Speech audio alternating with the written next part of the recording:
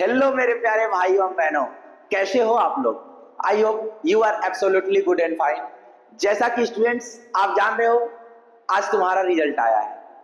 तो कई स्टूडेंट्स ऐसे भी होंगे जो टॉप भी किए होंगे, कई स्टूडेंट्स ऐसे भी होंगे जिनका मार्क्स मिडिल में आया होगा, और कुछ स्टूडेंट्स ऐसे भी होंगे जिनका बैक लग गया होगा।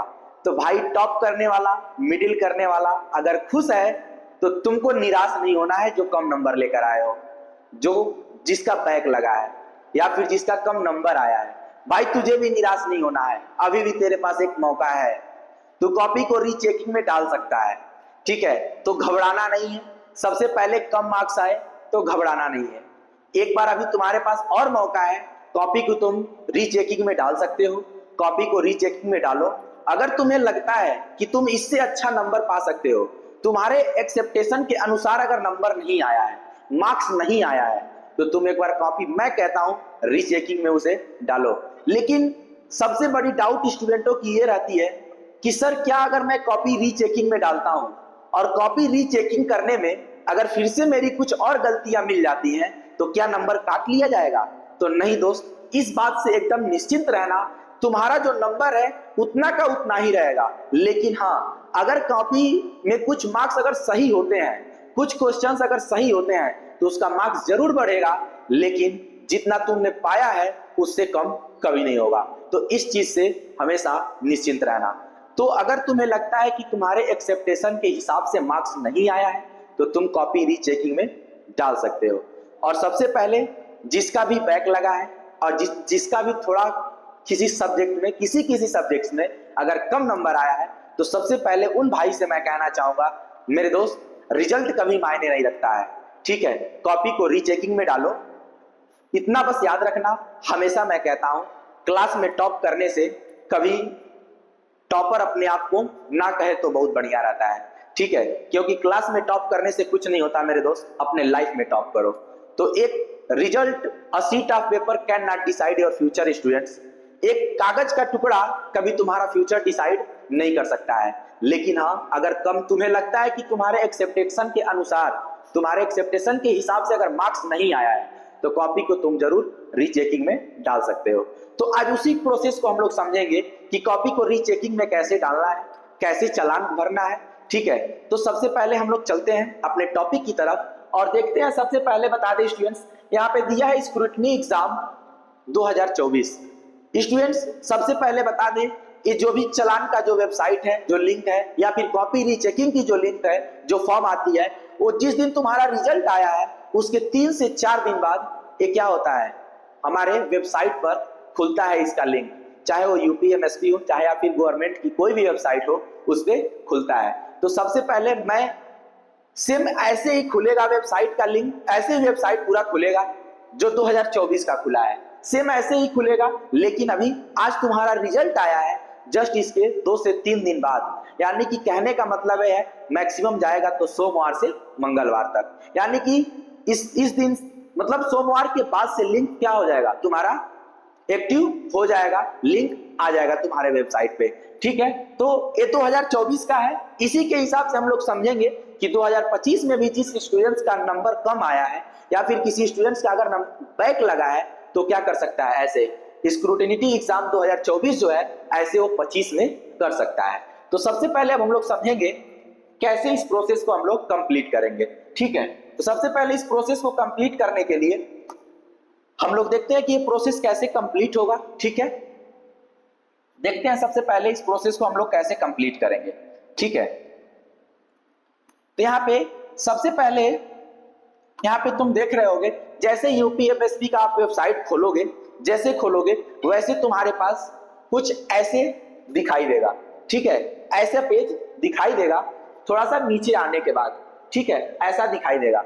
जब वहां पे आओगे तो देखोगे यहाँ पे लिखा है स्क्रूटिनिटी एग्जाम 2024 हाई स्कूल एवं इंटरमीडिएट परीक्षा 2024। भाई, मैंने बोला है कि जिस दिन रिजल्ट आता है उसके 3 से 4 दिन बाद क्या होता है, ये लिंक सारे एक्टिव हो जाते हैं, सब एक्टिवेट हो जाते हैं। तो अभी मैं 2024 का जो है सेम ऐसे ही पेज आएगा भाई, इसीलिए मैं 2024 के हिसाब से तुम्हें बता रहा हूं, ठीक है। तो क्या होगा 2024 की समीक्षा संबंधित जनपदवार अनुक्रमांक की सूची। तो सबसे पहले स्टूडेंट्स तुम्हारे पास ऐसे रीजन वाइज आएगा, यानी कि किस एरिया में कितने मंडल आते हैं, ठीक है, रीजन वाइज तुमको मिलेगा। तो रीजन में जैसे क्या है, पहला तुम्हारा प्रयागराज रीजन है, बरेली रीजन है, वाराणसी रीजन है, गोरखपुर रीजन है और मेरठ रीजन है। अब जितने यहाँ पे रीजन है इसके अंदर कुछ मंडल आएंगे, चाहे जितने भी जो भी मंडल हो, सबके बारे में क्या करना है, तुम्हें देखना है कि तुम्हारा जो जिला है किस रीजन के अंदर आ रहा है, ठीक है। इतना देखने के बाद हम लोग क्या करेंगे, उसके बाद तुम्हारा जो अगला प्रोसेस होगा, इतना देखने के बाद तुम्हारा जो अगला प्रोसेस होगा भाई, जो तुम्हारा अगला प्रोसेस होगा यहाँ पे, अगला प्रोसेस जो होगा,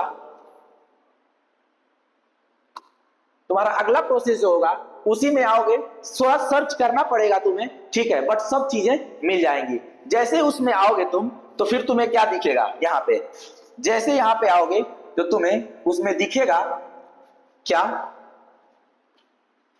आओगे सब ऊपर तुम देख सकते हो सारे वेबसाइट खुले हुए हैं, ठीक है, देख सकते हो सारे लिंक खुले हुए हैं, ठीक। जैसे आओगे तो तुमको यहाँ पे मिलेगा एक ऑप्शन, परिषद के क्षेत्रीय कार्यालयों के अंतर्गत आने वाले जनपदों की क्षेत्रीय कार्यालय वार सूची तथा परीक्षा वर्षों का विवरण, जिनसे संबंधित परीक्षाओं की परीक्षा फलों के रिकॉर्ड्स संबंधित क्षेत्रीय कार्यालयों में व्ययीकृत किए जा रहे हैं।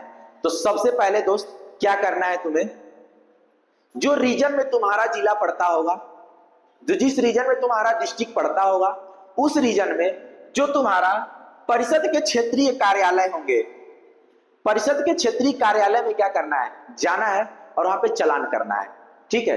परिषद के क्षेत्रीय कार्यालय में कल चालान करना है। अगर ये तुमसे ना हो पाए, अगर ये तुमसे ना हो पाए तो इसका तुम सहयोग अपने स्कूल के डायरेक्टर से, प्रिंसिपल से या फिर किसी टीचर से बोल सकते हो, बट सहयोग तुम ले सकते हो। अगर समझ में ना आए तो एक बार टीचर से जरूर पूछना, यहाँ पे प्रोसेस तुम्हें सब बता दिया जा रहा है, ठीक है, टीचर से एक बार जरूर पूछना। उसके बाद तुम्हारा क्या है स्टूडेंट्स, यहाँ पे दिया है क्षेत्रीय कार्यालयों के नाम, ठीक है, क्षेत्रीय कार्यालयों के नाम। आगे देखते हैं हम लोग क्षेत्रीय कार्यालयों के नाम में, जैसे क्या है स्टूडेंट्स, अब मेरठ रीजन में ध्यान देना, तुम्हारा मेरठ रीजन जो है, अब इसमें आगरा, फिरोजाबाद, मैनपुरी, एटा, मथुरा, अलीगढ़, हाथरस, कासगंज, बुलंदशहर, गाजियाबाद, गौतम बुद्ध नगर, मेरठ, बागपत, हापुड़, मुजफ्फरनगर, सहारनपुर, शामली, यानी कि कुल 17 जनपद क्या है इसमें शामिल है। अब अगला जो तुम्हारा बरेली रीजन था, इसमें मुरादाबाद, अमरोहा, बिजनौर, रामपुर, संभल, बरेली, बदायूं, शाहजहांपुर, पीलीभीत, यानी कि कुल टोटल 9 जनपद, ठीक है, 9 जनपद। अब उत्तरांचल राज्य के जनपद, यानी कि उत्तरांचल के राज्य के जो जनपद हैं, हरिद्वार, देहरादून, उत्तरकाशी, टेहरी, पौड़ी, चमोली, रुद्रप्रयाग, ऐसे तुम्हारे क्या है सारे जनपद दिए हुए हैं। सारे रीजन के अंदर जितने भी मंडल, जितने भी जनपद तुम्हारे आते हैं, सभी क्या हुए हैं यहाँ पे दिए गए हैं, ठीक, इसको तुम देख लेना। अगला बोल रहा है तीसरा प्रयागराज। अब प्रयागराज रीजन में कौन कौन आएगा, लखीमपुर खीरी, सीतापुर, हरदोई, लखनऊ, उन्नाव, रायबरेली, कानपुर नगर, कानपुर देहात, फर्रुखाबाद, इटावा, कन्नौज, औरैया, जालौन, झांसी, ललितपुर, हमीरपुर, महोबा, बादा, चित्रकूट, प्रतापगढ़, प्रयागराज, फतेहपुर, कौशाम्बी, कुल 23 जनपद। अगला है वाराणसी रीजन। वाराणसी रीजन में सुल्तानपुर, अयोध्या, बाराबंकी, अंबेडकर नगर, अमेठी, आजमगढ़, मऊ, बलिया, जौनपुर, ऐसे तुम्हारे कुल टोटल कितने डिस्ट्रिक्ट होंगे, कुल 15 जनपद होंगे, ठीक है। अब इसमें क्या है 15 जनपद। अब क्या है, बहराइच, श्रावस्ती, गोंडा, बलरामपुर, बस्ती, संत कबीर नगर, सिद्धार्थ नगर, गोरखपुर, महाराजगंज, देवरिया, कुशीनगर। एक इसमें आएगा वाराणसी, एक इसमें आएगा तुम्हारे गोरखपुर वाले रीजन में आएगा, ठीक है, ध्यान देना यहाँ पे। अब तुम्हारा ये सब जनपद है भाई, सब जनपद है, जनपद को अलग और सिटी को अलग रखा गया है, ध्यान देना इसमें।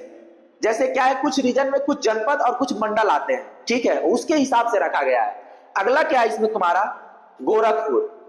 गोरखपुर में बहराइच, श्रावस्ती, गोंडा, बलरामपुर, बस्ती, संत कबीर नगर, सिद्धार्थ नगर, गोरखपुर, महाराजगंज, देवरिया, कुशीनगर, कुल कितने जनपद, 11 जनपद। यानी कि जिस रीजन में जितने जनपद आते हैं उसके क्या करना है, क्षेत्रीय कार्यालय परिषद में जाकर सबसे पहले तुम्हें क्या करना है, अपने चालान को डालना है, चालान करना है उसके लिए। ठीक है, अगर ये तुम्हें समझ ना आए तो क्या करना है, स्कूल के डायरेक्टर से, प्रिंसिपल से या फिर किसी टीचर से तुम हेल्प एकदम ले सकते हो। ठीक है, अब चलते हैं हम लोग देखते हैं चालान कैसे होगा।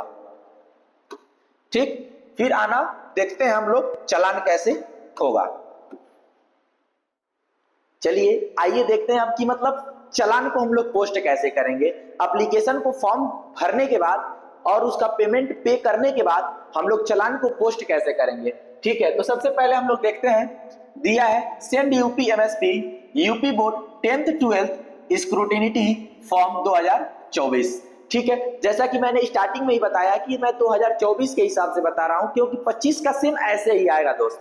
ठीक है, तो दे रहा है इस पे UP MSP address board of high school intermediate education UP, regional office Civil Lines Prayagraj, जिसका कोड है इतना, फोन नंबर इतना। ठीक है, इंस्ट्रक्शन में क्या दिया है, बोल रहा है कि print out of online application form, यानी कि जो आप ऑनलाइन एप्लीकेशन को फॉर्म को फिल करेंगे along with print out original treasury, उसके प्रिंट आउट को ओरिजिनल ट्रेजरी के साथ क्या करना है, चालान हैज टू बी सेंट, चालान को क्या करना है, सेंड करना है, सेंड करना है। कहां सेंड करना है, the application has to be sent to be board office, यानी कहीं उस चालान जो एप्लीकेशन फॉर्म है उसको क्या करना है, अच्छे से फिल करके उसकी ओरिजिनल ट्रेजरी के साथ उसका प्रिंट आउट सबको क्या करना है, क्या करना है, बोर्ड ऑफिस तक क्या करना है, उसको सेंड करना है। ठीक है, सेंड करना है बाय रजिस्टर्ड पोस्ट ओनली, यानी कि जो पोस्ट क्या होगा, रजिस्टर्ड होगा, जो गवर्नमेंटेड रजिस्टर्ड होंगे पोस्ट, उससे क्या करना है, हमको उसको सेंड करना है। ठीक है, आगे बोल रहा है without filling the online application if any person apply directly by post और कोरियर, यानी कि अब फॉर्म को बिना अप्लाई किए यदि कोई आदमी, यदि कोई स्टूडेंट्स क्या करता है, उसे अगर वो पोस्ट करने की कोशिश करता है, पोस्ट या फिर कोरियर करने की कोशिश करता है, then his application will not accepted by the board, यानी कि भाई चालान को पोस्ट करने के लिए सबसे पहले आपको क्या करना पड़ेगा, एप्लीकेशन फॉर्म को फिल करना पड़ेगा। एप्लीकेशन फॉर्म को फिल करने के बाद ही उसको क्या कीजिएगा, सेंड करिएगा, सेंड करिएगा, और वो भी ओरिजिनल ट्रेजरी के साथ, उसके प्रिंट आउट के साथ। ठीक है, अगला बोल रहा है the candidate has to send the print out print of the application and the original copy of the challan by registered post इतना, मतलब जब भी आपका डेट रहे उसको क्या करना है, अपने बोल रहा है कि the candidate has to send the print the application and the original copy the challan by registered post, और जो ओरिजिनल कॉपी है उसके साथ ही में प्रिंट की कॉपी क्या करनी है, हमें पोस्ट करनी है, कहा, बोर्ड ऑफिस को। ठीक है, चलते हैं अगला देखते हैं आगे कैसे क्या करना है।